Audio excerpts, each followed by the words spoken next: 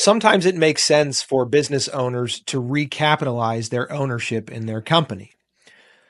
In the context of recapitalization here, we're talking about taking one class of ownership, shares, LLC units, take your pick, but recapitalizing those into voting or non-voting shares or units.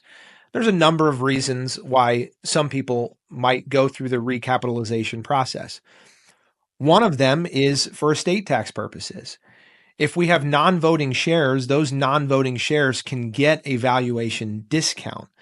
So even though they might be worth $100 per share on the books, because they are non-voting shares and the holders of those shares cannot impact the running of the business, they might be eligible for a valuation discount that can reduce the value of those shares by upwards of 45%.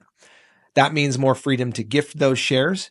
It means a reduced value for estate tax calculations. It can really be a beneficial tax strategy for recapitalization. Another reason why an owner might consider a recapitalization is in the context of an actual business succession.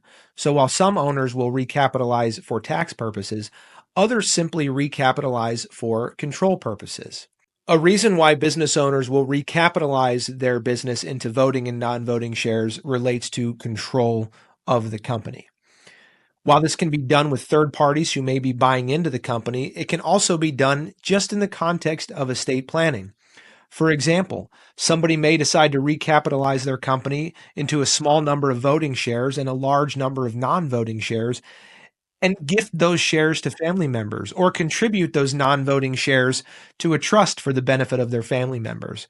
So mom or dad can continue to control the business even though they no longer own the majority share, where they have set it up in their estate plan to provide for their children or grandchildren, or as a way to get income into lower tax brackets, or to bring in new family members as owners, but mom and dad simply don't want to give up control of the family-owned business just yet. Now, recapitalization has to be done right. There are certain things that have to be done from a documentation standpoint, but I will tell you this.